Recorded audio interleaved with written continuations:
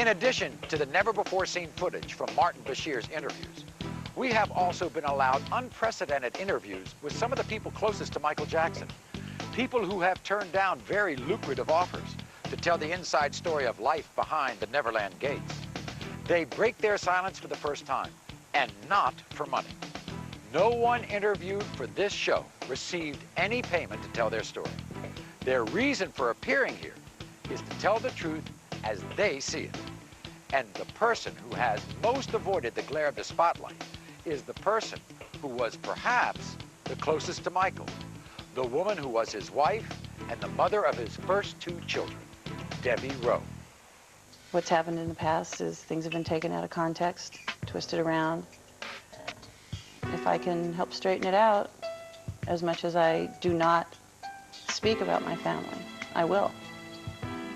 Right now. When I was talking to Prince one day, he said to me that he didn't have a mother. You said he didn't have a mother? Yeah, I said, Prince, where's your mummy? And he said, I haven't got a mother. That's right. Did you tell him to say that? What do you think he means when he says, I haven't got a mother? Like he said he didn't have a mother. My kids don't call me Mom because I don't want them to. They're Michael's children. It's not that they're not my children, but I had them because I wanted him to be a father. I believe that there are people who should be parents, and he's one of them. And he is such a fabulous man and such a good friend, and he's always been there for me, always, from the day I met him. I could do something for him, and this is what I wanted to do. Most people think Michael and Debbie's relationship was very short-term. Actually, they met over 22 years ago. Was it intense, Bam? No, it was over time. It was over time. I think it was 18 years, 17, 18 years that I knew him when I had Prince. In that time, they've gone on some very unusual outings, often with Michael in disguise. Yeah, he'd call, what are you doing? Nothing, what are you doing? Want to go to the video? Yeah.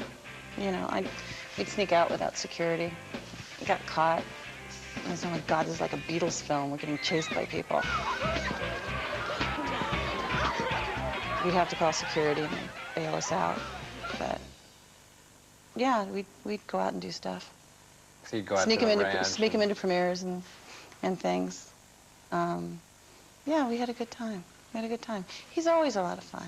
When did Michael start talking about wanting to have kids? Was this when he was still with Lisa Marie, or? No, they had broken up, and I was trying to console him because he was really upset, and he was upset that, you know, he said he really wanted to be a dad, and I said, so be a dad.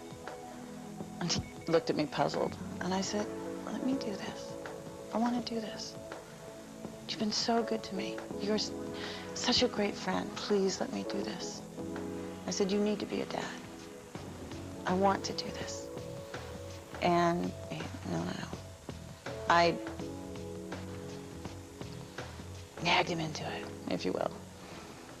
She's a wonderful person, too. She knew that Michael Jackson loves children. Yeah. And she knew that Michael Jackson wanted children. That's why. And she was... You need to be a daddy. Right. She said you needed to be a daddy. More than she needed to be a mother. Yeah. She wanted to do that for me as a present. And if you're talking about romance, maybe then, if you want to have a marker, if that makes you and the rest of America feel that they need a marker, then you could probably use that. Once Debbie's pregnancy became common knowledge, the tabloid world had one burning question. Did they or didn't they? The first 2 crystal parents from Debbie, which was natural conception. You had sex with Debbie? Yes. I know that's difficult for me to say because you're so embarrassed. But you actually had sex with her. You conceived those children. Yes. From the first moment Debbie learned she was pregnant, Michael warned her of what was to come. He said, "You don't know what they can do." And I said, "Oh, Michael, come on. We're having a baby. Normal people have babies. We're having a baby. Come on. How can that be weird? We're having a kid. That, if anything, that's beautiful. It's wonderful. It's great." Boy, was I wrong. I found out at one point a picture of me pregnant was worth $500,000. To who and why? Have they never, ever seen someone pregnant before? Am I supposed to look different pregnant because it's Michael's baby than someone else? As you've heard, the decision to have Michael's child was easy for Debbie. The actual birth was another matter. And we were very excited. Michael was definitely more excited than I was. You know, he was so excited when we had a contraction. And he was there. We had videos, we had music, you know. And it was long. It was 23 hours. And I have a very colorful language. And every time I went to say something, Michael would cut me off with shoot or fudge. Oh, he doesn't like cursing. Or he didn't think it was necessary Yeah. when there were other words would do. So, but he was there the whole time, held my hand, stroked my head. I think I puked once, and I was so embarrassed, and he was like, "Stop, you're fine. This is beautiful, this is wonderful." I said, "I'm gonna die." "No, you're not gonna die, this is great." "Okay, we're crowning, you know," and Michael, bam, he's right there. And he goes, "Oh my God, this is so beautiful." Now, having come from a medical background, there is no way, blood and stuff, there's no way, it can't, sorry, I don't come from that background. It's like, "Michael, it can't be that beautiful." Oh, he was welling up. And then his son was born.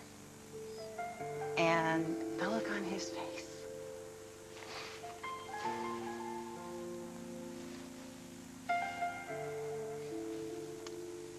Talk amongst yourselves.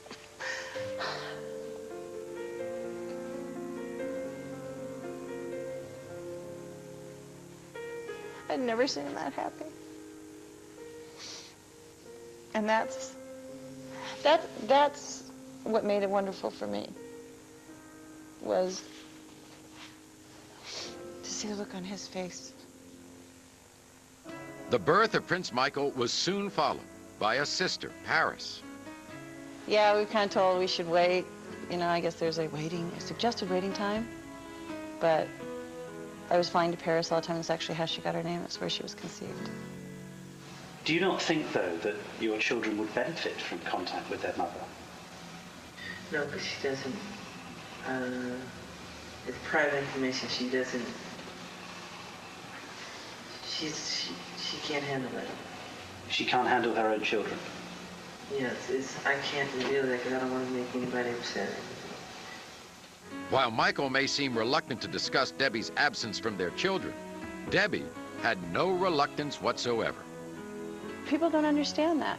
And they want a traditional, they think that something has to be traditional, and they have this notion of beaver cleaver. That wasn't reality in the 50s, and that's not reality, you know, in the 21st century. We have a non-traditional family, and if it makes people uncomfortable, it's a shame that they're not more open. We are a family unit. Michael and I will always be connected with the kids. I will always be there for him. I will always be there for the children. And people make remarks, "Oh, I can't believe she left her children." Left them? I left my children? I did not leave my children. My children are with their father, where they're supposed to be. She preferred them to be with me than with her. So, this mother carries both children for 9 months in her body, and she gives birth to them, and she prefers that they have nothing to do with her. Split up because they got to a point where I couldn't deal with it. I couldn't deal with the fact I couldn't go to the grocery store for 2 reasons. One, I'd get followed. Two, I'd have to look at crap on the newsstands that are right at the register as you go out that wasn't true. You know, I wasn't used to it. I like doing things for myself. Michael's more than generous. He said, we don't have to go to the grocery store. No, but I want to. I really want to. I want to go back to what I can go back to. That was what I was used to. That's where I'm comfortable. Doing this is very uncomfortable for me. Talking about these things is extremely uncomfortable for me. But it's hard when you're an entertainer, you know. It's hard to have a marriage, and I mean, one day I'll be married again, but it's too soon. I went through 2 tough divorces. So I'm married to my fans. I'm married to God. I'm married to my children. I'm married to life. Coming up, the notorious incident that had the whole world talking. And it happened for like 2 seconds, but when it gets on the news, they slow it down. Michael's mother reveals what it was like to grow up in the Jackson 5. Joseph didn't beat him or anything like that. We just disciplined him out of love. And we find out why Bubbles had to go. Because since they get to an age like teenage kids do, where they want to challenge their parents. All when we return to the Michael Jackson interview. The footage you were never meant to see.